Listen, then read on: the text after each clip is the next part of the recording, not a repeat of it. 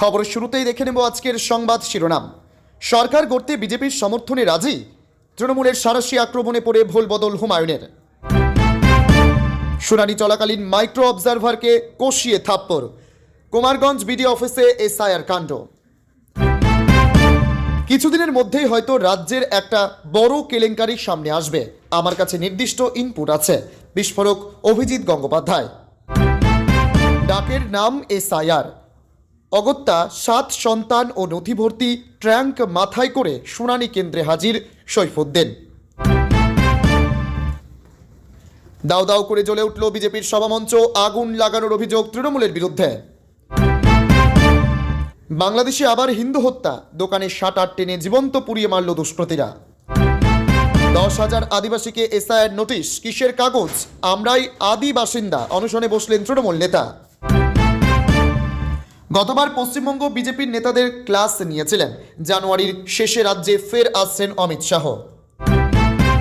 Van rickshaw চালিয়ে 300 kilometre পার, 75-এর বৃদ্ধই চিকিৎসার জন্য স্ত্রীকে নিয়ে গেলেন হাসপাতালে। শুভেন্দুর গড়ে রানীচক সমবায় সমিতির নির্বাচনে 27টি আসনে জয়ী তৃণমূল সমর্থিত প্রার্থীরা। কমিশন মানুষের ভোটাধিকার লুণ্ঠন করতে ব্যস্ত, জাতীয় ভোটার দিবসে নিশানা মুখ্যমন্ত্রীর।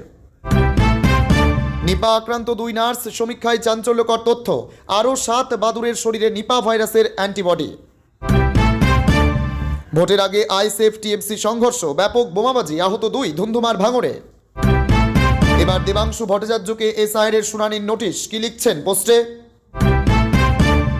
বাবার পদবীর সঙ্গে অমিল, বিষ খেয়ে হাসপাতালে ঘুরে বাড়ি ফিরেও লাইনে মরণঝাপ যুবকের। জেলে ভরে সামলাতে পারবে তো, পাল্টা প্রশ্ন মনিরুল ইসলামের। শিশুকন্যাকে নিগ্রহের অভিযোগে গ্রেপ্তার তৃণমূল নেত্রীর ছেলে তুঙ্গে তরজা। রিসিপ্ট কপি দেওয়া হচ্ছে না, হিয়ারিংয়ে 85 বছরের বৃদ্ধাকে হেনস্থার অভিযোগ। তৃণমূল সমর্থকদের বাদ দেওয়ার চেষ্টা করছে, এসআইআর নোটিশ পেতেই ক্ষোভে ফুঁসছেন দেবাংশু। আইএসএফ তৃণমূল বিবাদে ফের উত্তপ্ত ভাঙড়, বোমাবাজি, এলাকায় মোতায়েন বিশাল পুলিশ।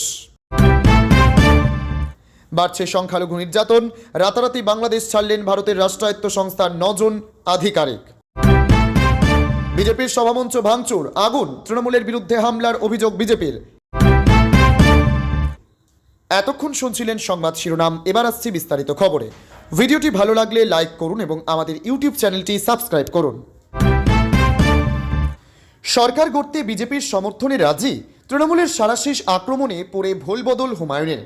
26-এর বিধানসভা নির্বাচনে জনতা উন্নয়ন পার্টি 100 আসন পেলে তিনিই হবেন মুখ্যমন্ত্রী। সরকার গড়তে বিজেপি সমর্থন দিলে নেব, এই মন্তব্যে তৃণমূল কংগ্রেসের সাঁড়াশি আক্রমণের মুখে অবশেষে ভুল বদল করলেন জনতা উন্নয়ন পার্টির চেয়ারম্যান হুমায়ুন কবির। সোশ্যাল মিডিয়ায় হুমায়ুন কবির নিজের প্রোফাইলে একটি নিজের বক্তব্যের ভিডিও পোস্ট করে শাসক দলের বিরুদ্ধে তোপ দেখেছেন। এদিন হুমায়ুন কবির বলেন, আমি সেদিন স্পষ্ট করে বলেছিলাম, আগামী নির্বাচনে জনতা পার্টি যদি একক সংখ্যাগরিষ্ঠতা না পায়, তবে আমরা পশ্চিমবঙ্গের স্বার্থে এবং সাধারণ মানুষের উন্নয়নের জন্য যে কোনো গণতান্ত্রিক শক্তির সমর্থনে সরকার গড়তে পারি। আমি আরও বলেছিলাম, বিজেপির সমর্থন হোক কিংবা তৃণমূলের, যে আমাদের শর্ত মেনে মানুষের উন্নয়নের পাশে দাঁড়াবে, আমরা তাদের সমর্থন নিয়ে চলব। এর বিষয়ে তৃণমূল কংগ্রেস আজ এতটাই দিশেহারা যে আমার পুরো বক্তব্য প্রকাশ করার সাহস তাদের নেই। ভিডিওটি এমনভাবে এডিট করা হয়েছে যাতে আমার ভাবমূর্তি নষ্ট করা যায়। তৃণমূল আমার ভাবমূর্তি নষ্ট করার জন্য তাদের অফিসিয়াল ফেসবুক পেজে আমার বক্তব্যের অর্ধাংশ ভিডিও পোস্ট করেছে, ধিক্কার জানায় ওদের। বসিরহাটের মাওলানা বাগ দরবারে এসে হুমায়ুন কবির বেলডাঙ্গার পরিযায়ী শ্রমিক আলাউদ্দিন শেখের মৃত্যু প্রসঙ্গে সরাসরি দাবি করেন, এটা আত্মহত্যা নয়, একটি পরিকল্পিত খুন। তার অভিযোগ, ঘটনার প্রকৃত সত্য আড়াল করতে পরিকল্পিতভাবে একটি ভুয়া রিপোর্ট তৈরি করানো হয়েছে। তার মতে আত্মহত্যার তত্ত্ব সম্পূর্ণ মিথ্যা এবং খুনের ঘটনাকে ধামাচাপা দিতে প্রশাসনিক স্তরে নানান পরিকল্পনা হয়েছে। পাশাপাশি হুমায়ুন এদিন জানান, দীর্ঘদিন ধরে শিলান্যাস হয়ে থাকা বেলডাঙ্গার বাবরি মসজিদের নির্মাণ কাজ আগামী 11 ফেব্রুয়ারি থেকেই শুরু হবে। বাংলাদেশে আবার হিন্দু হত্যা, দোকানে শাটার টেনে জীবন্ত পুড়িয়ে মারল দুষ্কৃতীরা। বাংলাদেশে সংখ্যালঘু হিন্দুদের ওপরে অত্যাচার আর থামছে না, ফের এক হিন্দু যুবককে নৃশংসভাবে খুন করা হলো, জীবন্ত অবস্থায় জ্বালিয়ে দেওয়া হলো। বাংলাদেশের নরসিংদীতে চঞ্চল ভৌমিক নামক এক হিন্দু যুবক শুক্রবার রাতে দোকানের ভিতর ঘুমোচ্ছিলেন। দুষ্কৃতীরা বাইরে থেকে দোকানের শাটার টেনে পেট্রোল ঢেলে আগুন ধরিয়ে দেয়। প্রত্যক্ষদর্শীদের দাবি, যতক্ষণ পর্যন্ত চঞ্চলের পুড়ে মৃত্যু হয়নি ততক্ষণ পর্যন্ত দুষ্কৃতীরা দোকানের বাইরে দাঁড়িয়েছিল। এ ঘটনায় ফের একবার প্রমাণিত হলো যে বাংলাদেশে আইন শৃঙ্খলা পরিস্থিতি নিয়ন্ত্রণে এবং সংখ্যালঘু হিন্দুদের নিরাপত্তা দিতে যে ইউনুস প্রশাসন ব্যর্থ। পুলিশ সূত্রে জানা গিয়েছে 23শে জানুয়ারি ঘটনাটি ঘটেছে নরসিংদীর পুলিশ লাইন্স এলাকার খানাবাড়ি মসজিদ মার্কেটে এলাকায়। এই যুবক একটি গাড়ি ওয়ার্কশপে কাজ করতেন। তার বাড়ি কুমিল্লার বরুড়া উপজেলার লক্ষ্মীপুর গ্রামে। চঞ্চলের বাবা নেই, বাড়িতে রয়েছে মা, বিশেষভাবে সক্ষম বড় দাদা ও ছোট ভাই। চঞ্চলই পরিবারের একমাত্র রোজগেরে ছিল। বিগত 6 বছর ধরে ওই গাড়ি বাইকের ওয়ার্কশপে কাজ করত এবং রাতে ওখানেই ঘুমতো। শুক্রবার রাতেও ওই যুবক ঘুমিয়েছিলেন দোকানের ভেতর। এমন সময় দুষ্কৃতীরা এসে দোকানের শাটার টেনে পেট্রোল ছিটিয়ে আগুন ধরিয়ে দেয়। জ্বলন্ত অবস্থায় দোকানের ভেতর চিৎকার করতে থাকেন ওই যুবক, কিন্তু শাটার বাইরে থেকে বন্ধ থাকায় ওই যুবক বেরিয়ে আসতে পারেনি। প্রায় 15 মিনিট পর শাটার খুলে দেয় দুষ্কৃতীরা। তখন বাইরে এসে যন্ত্রণায় চিৎকার করতে করতে সম্পূর্ণ দগ্ধ হয়ে যান ওই যুবক। জ্বলন্ত অবস্থায় বাঁচার জন্য ওই যুবক চিৎকার করলেও কেউ ছুটে আসেনি, বরং দুষ্কৃতীরা দাঁড়িয়ে দাঁড়িয়ে দেখে তার মর্মান্তিক মৃত্যু। নরসিংদীতে পুলিশ লাইনের পাশে ওই ঘটনা ঘটায় গোটা ঘটনা সিসিটিভিতে ধরা পড়েছে। ওই ফুটেজে দেখা গিয়েছে চঞ্চলকে পুড়িয়ে মারার পর দুষ্কৃতীরা নিশ্চিন্তে হেঁটে চলে যায়।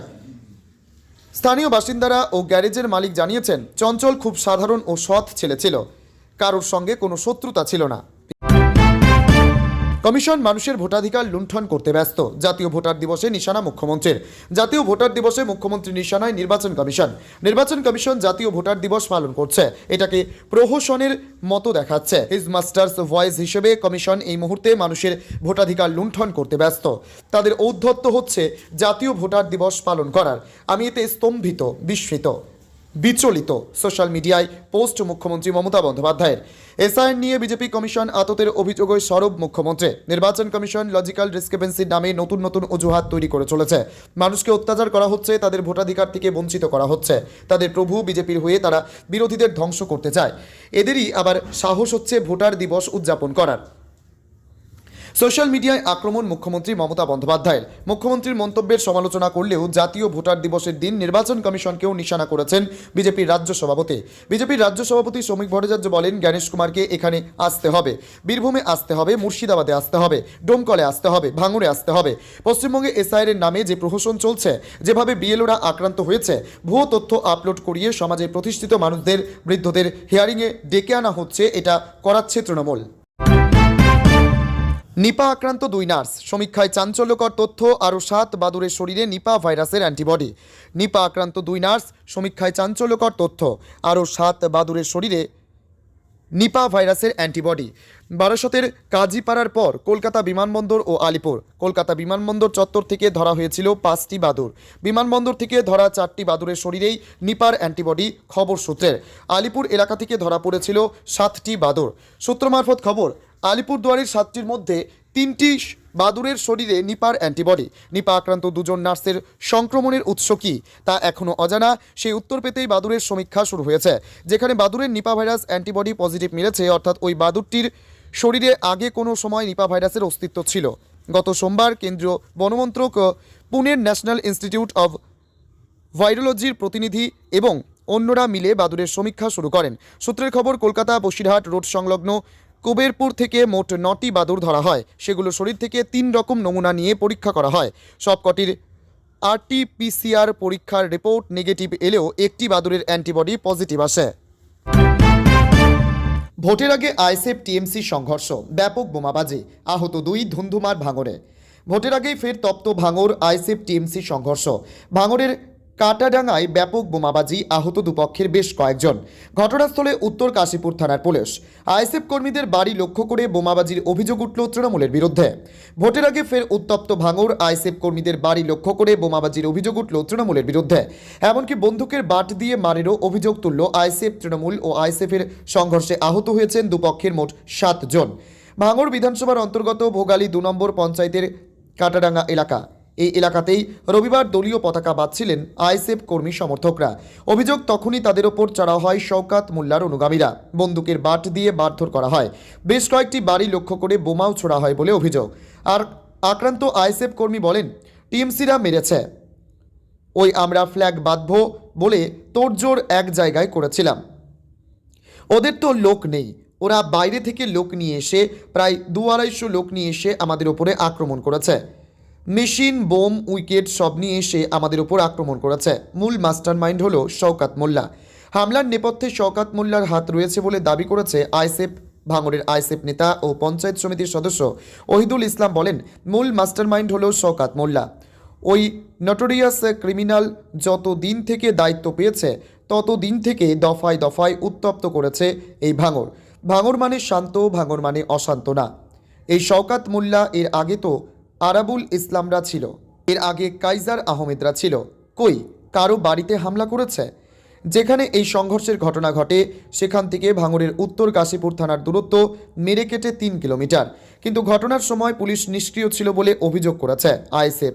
ভাঙড় আইএসএফ নেতা ও ভাঙড় পঞ্চায়েত সমিতির সদস্য ওহিদুল ইসলাম বলেন, পুলিশ দুধকলা দিয়ে কালসাপ পুষছে, এরা সাপ হয়ে কামড়াচ্ছে আর ওঝা হয়ে ঝাড়ছে।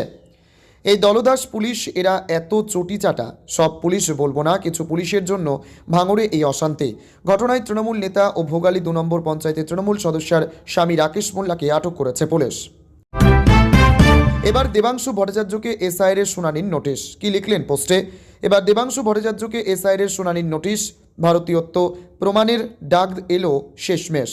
পরিবারের 4 জনকে শুনানির নোটিশ দেওয়া হয়েছে। নামের বানান সঠিক আছে, কি কারণে ডাকলো জানা নেই। যারা তৃণমূল সমর্থক তাদেরও তাদের পরিবারের সকলকে নোটিশ দেওয়া হয়েছে। এই নোটিশ পাঠানোর পেছনে বিজেপির হাত রয়েছে। নোটিশ পেয়ে সোশ্যাল মিডিয়ায় পোস্ট তৃণমূলের সোশ্যাল মিডিয়া সেলের ইনচার্জ দেবাংশু ভট্টাচার্যের। এসআইআর শুনানিতে ডাক পেলেন রাজ্যের নারী ও শিশু কল্যাণ মন্ত্রী শশী পাজা। শ্যামপুকুর বিধানসভার তৃণমূল বিধায়ককে দুপুর 2টোর সময় হাজিরা দিতে বলা হয়েছে কেশব একাডেমিতে। এর আগেও এসআইআর শুনানিতে ডাক পেয়েছে একাধিক জনপ্রতিনিধি থেকে শুরু করে সমাজের বিশিষ্ট জনেরা। নোটিশ পেয়েছেন সংখ্যালঘু উন্নয়ন প্রতিমন্ত্রী ও মালদার হরিশ্চন্দ্রপুরের তৃণমূল বিধায়ক তাজমুল হোসেন। আগামী বৃহস্পতিবার হরিশ্চন্দ্রপুর 1 নম্বর বিডিও অফিসে হাজিরা দিতে বলা হয়েছে তাকে। এসআইআর শুনানিতে ডাক পড়েছে ভাঙড়ের আইএসএফ বিধায়ক নওশাদ সিদ্দিকীর। মঙ্গলবার তাকে হাজিরা দিতে হবে জাঙ্গিপাড়া বিডিও অফিসে। এসআইআর শুনানির নোটিশ পেয়ে গত সোমবার রামপুরহাট 2 নম্বর বিডিও অফিসে হাজিরা দেন তৃণমূলের রাজ্যসভা সাংসদ ও West Bengal migrant worker welfare বোর্ডের চেয়ারম্যান শামিরুল ইসলাম।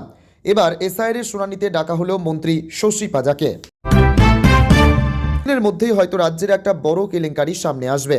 আমার কাছে নির্দিষ্ট ইনপুট আছে। বিস্ফোরক অভিজিৎ গঙ্গোপাধ্যায়। বিচারপতি থাকাকালীন তৃণমূল সরকারের বিরুদ্ধে ওঠা একাধিক দুর্নীতির অভিযোগের মামলা শুনেছিলেন অভিজিৎ গঙ্গোপাধ্যায়। দুর্নীতি তদন্তের নির্দেশও দিয়েছিলেন তিনি। এবার ভোটের মুখে বিজেপি সাংসদ ইঙ্গিত দিলেন কয়েকদিনের মধ্যেই কোনো এক কেলেঙ্কারি ফাঁস হতে পারে। আজ রবিবার পশ্চিমবঙ্গ ঐক্যবদ্ধ ছাত্র যুব সমাজ সংগঠনের তরফে রবিবার একটি সাংবাদিক বৈঠক ডাকা হয়েছিল। সেখানে উপস্থিত হয়েই এমন ইঙ্গিত দিলেন অভিজিৎ গঙ্গোপাধ্যায়। ডাকের নাম এসআইআর।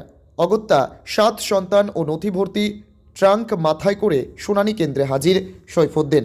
মালদহে এসআইআর শুনানিতে দাদুর কবরের মাটি নিয়ে হাজির হয়েছিলেন নাতি। এবার নথি ভর্তি ট্রাঙ্ক মাথায় করে শুনানি কেন্দ্রে পৌঁছলেন পৌর। 7 সন্তানকে ডাক পড়েছে এই পৌরর, তাকেও তলব করা হয়েছে। পরিবারের নথিপত্র ওই ট্রাঙ্কের মধ্যে, সেই জন্য গন্ধমাদন পর্বতের মতো ট্রাঙ্কই মাথায় নিয়ে হাজির হলেন তিনি। সারা ফেলে দেওয়া এই ঘটনা ঘটেছে পূর্ব মেদিনীপুরের নন্দীগ্রামে। রাজ্য জুড়ে এসআইআর শুনানি হচ্ছে। বিভিন্ন জায়গায় এসআইআর নামে হেনস্থার অভিযোগ উঠেছে। কিছুদিন আগে মালদহ ও বনগাঁয় কবরের মাটি এসআইআর শুনানিতে পরিচয়পত্র হিসেবে সঙ্গে নিয়ে যাওয়ায় ঘটনায় আলোড়ন ফেলেছিল। এবার আস্ত ট্রাঙ্ক নিয়ে শুনানি কেন্দ্রে আসার ঘটনা ঘটল। নন্দীগ্রাম 1 ব্লকের কেন্দামারি জালপাই গ্রাম পঞ্চায়েতে বাড়ির পৌর শেখ সৈফুদ্দিন। কিছুদিন আগে জানা যায় এসআইআর শুনানিতে সৈফুদ্দিন ও তার 7 সন্তানকে তলব করা হয়েছে। আজ রবিবার তাদের শুনানিতে যাওয়ার কথা ছিল। নির্দিষ্ট সময় ওই গ্রাম পঞ্চায়েতের 230 নম্বর বুথে শুনানি শুরু হয়েছিল। সকলকে হতবাক করে সৈফুদ্দিন এক বিশাল বড় ট্রাঙ্ক মাথায় করে সেখানে হাজির হন। শুনানি কেন্দ্রে তখন বহু মানুষ লাইনে দাঁড়িয়ে। ঘরের ভেতরে আধিকারিকরাও কাজ করছিলেন। এই ঘটনা দেখে তারাও হতবাক হয়ে যান। কিন্তু কি আছে ওই ট্রাঙ্কে? জানা যায় ওখানেই আছে সব নথি।